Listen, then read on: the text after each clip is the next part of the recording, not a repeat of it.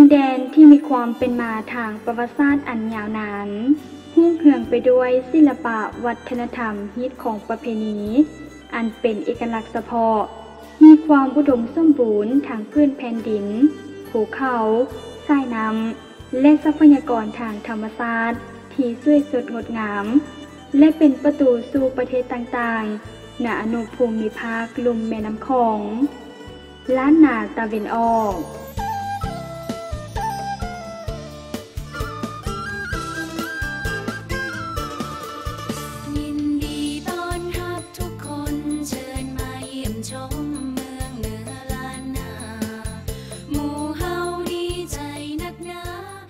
กลุ่มจังหวัดล้านนาตะวันออกเป็นกลุ่มของจังหวัดภาคเหนือตอนถึงของประเทศไทยและมีความสัมพันธ์กันทางด้านตำแหน่งที่ตั้งวัฒนธรรมประเพณีและทรัพยากรสิ่งแวดล้อมอันประกอบไปด้วยจังหวัดเชียงรายจังหวัดพะเยาจังหวัดแพร่จังหวัดน่านล้านนาตะวันออกได้ร่วมตัวกันเพื่อวางกรอบทิศทางในการพัฒนาบริหารจัดการและใช้ประโยชน์ทรัพยากรร่วมกันรวมถึงการวางแผนพัฒนากลุ่มจังหวัดให้เป็นไปอย่างมีประสิทธิภาพโดยมีวิสัยทัศน์ที่ว่าประตูการค้าสู่สากลโดดเด่นวัฒนธรรมล้านนาดินน้ำป่าสมบูรณ์ประชาชนอยู่ดีมีสุข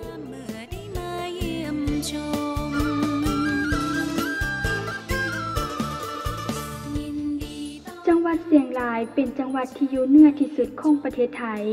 ห่างจากเมืองหลวงกรุงเทพมหานคร829กิโลเมตรมีพื้นที่กว้างเป็นอันดับ12ของประเทศไทยแบ่งออกเป็น18อำเภอมีจำนวนประชากรทั้งหมด 1,198,218 คนจังหวัดเชียงรายมีทรัพยากรทางธรรมชาติที่อุดมสมบูรณ์และมีภูมิประเทศที่เชื่อมต่อการพัฒนาเศรษฐกิจมีการคมนาคมที่ดีและมีชายแดนติดต่อประเทศเพื่อนบ้านโดยทางทิศเหนือติดกับจังหวัดท่าขี้เหล็กประเทศสหภาพเมียนมาและทิศตะวันออกเฉียงเหนือติดกับแม่น้ำคองและแขวงบ่อแก้วสาธารณรัฐประชาธิปไตยประชาชนลาวสภาพเศรษฐกิจโดยทั่วไปจังหวัดเชียงรายมีพื้นที่ความอุดมสมบูรณ์เหมาะต่อการปลูกพืชเว้าได้ว่าจังหวัดเชียงรายเป็นอู่เข้าอู่น้ำภาคเหนือของประเทศไทยและยังเป็นจังหวัดท่องเที่ยวที่สำคัญจังหวัดหนึ่งของประเทศไทยที่มีสภาพภูมิประเทศที่สวยงามมีสภาพแวดล้อมและธรรมชาติที่เหมาะสมกับการท่องเที่ยวมีสิ่งอำนวยความสะดวกและมีความพร้อมในการบริการด้านต่างๆทางด้านการเดินทางสนามบินนานาชาติที่พักโรงแรมห้างค้าร้านอาหารและร้านขายเครื่องที่ระลึกและมีจุดผ่านแดนร่วมกับประเทศเพื่อนบ้านรวม10จุดและได้รับการกล่าวว่าเชียงรายประตูทองของวัฒนธรรมล้านนาและการค้าสู่สากล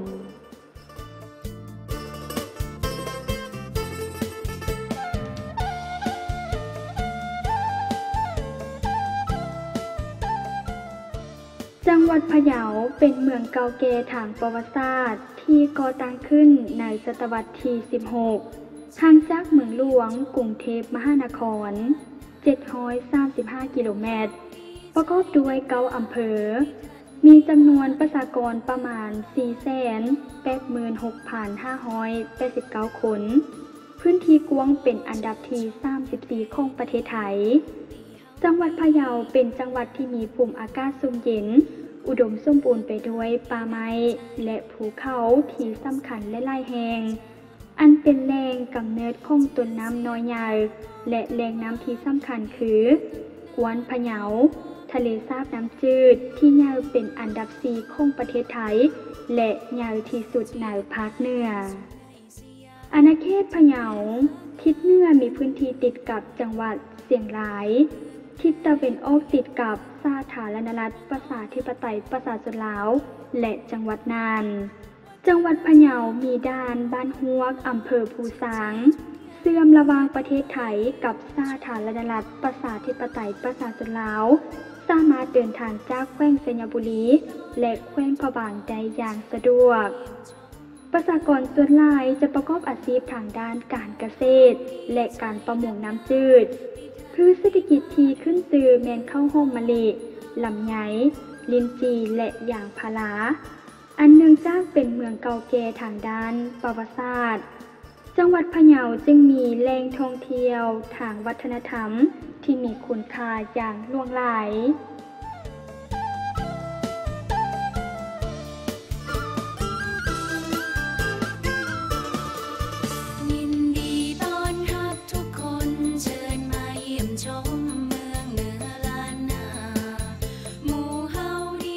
จังหวัดแพร่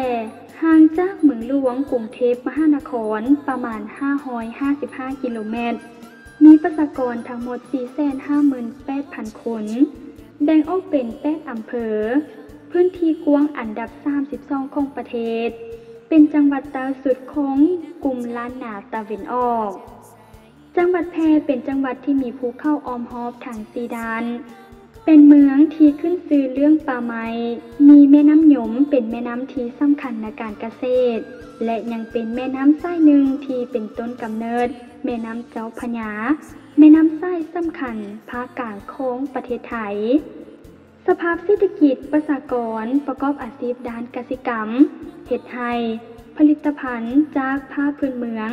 และอุตสาหกรรมและผลิตไม้อุตสาหกรรมเครื่องเหือนโหงบ่มเบายาจังหวัดแพร่นับได้ว่าเป็นศูนย์กลางการคมนาคมขนส่งที่สำคัญแห่งหนึ่งของภาคเหนือมีเส้นทางรถไฟจากเมืองหลวงสนามบินและเส้นทางติดต่อไป5จังหวัดน่านพะเยาเชียงรายลำปางลำพูนและเชียงใหม่จังหวัดแพร่จึงได้รับการกล่าวว่าเป็นประตูสู่ล้านนา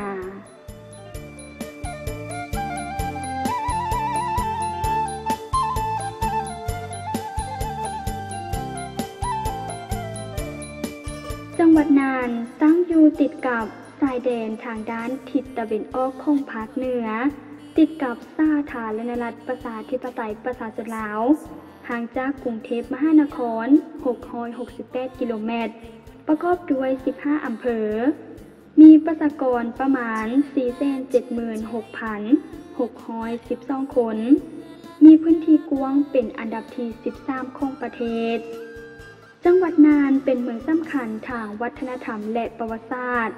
มีภูเขาป่าดงดิบที่อุดมสมบูรณ์แก่ยาวตั้งแต่เหนือฮอดใต้เป็นแหล่งต้นน้ำที่สำคัญของแม่น้ำหลายสายเต็มไปด้วยแหล่งท่องเที่ยวทางธรรมชาติประชากรส่วนใหญ่ประกอบอาชีพทางการเกษตรเฮ็ดนาข้าวบริเวณภูเพียงและปลูกพืชต่างๆเช่นยาสูบสาลีถั่วเขียวถั่วดินมักส้มเขียวและเลี้ยงสัตว์ด้านอุตสาหกรรมครัวเรือนมีการตำผ้าพื้นเมืองและการเฮ็ดเครื่องเงินอันลือชื่อในความประณีตและสวยงามการคมนาคมมีความพร้อมทางบกและทางอากาศที่มีประสิทธิภาพทางการท่องเที่ยวและการบริการจังหวัดน่านสามารถเดินทางผ่านจุดผ่านแดนท่าวรบ้านห้วยโกนมา5เมืองฮงซาแขวงสัญบุรีเสียงเงินแขวงพะบางและอุดมใส่ได้อย่างสะดวกนอกนั้นยังมีช่องทางการค้าระหว่างชายแดนที่บ่มีด่านเจ้าหน้าที่ภาษีอากรระหว่างไทยลาวอีก2จุดจังหวัดน่านจึงได้ชื่อว่าเป็นประตูสู่ล่วงพะบางวัฒนธรรมก็ดูงดงามชื่นใจทุกยามเมื่อได้มาเยี่ยมชมกลุ่มจังหวัดล้านนาตะวันออกเชียงรายพะเยาแพร่น่านมีเป้าหมายพัฒนาการค้าการลงทุนและโลจิสติกส์เชื่อมโยงสู่สากลและดำเนินงานในการเตรียมความพร้อมทางบกทางน้ำและทางอากาศเพื่อรองรับการร่วมมือในระดับสากล ทางกลุ่มประเทศภูมิภาคลุ่มแม่น้ำคอง GMS และ BISTEC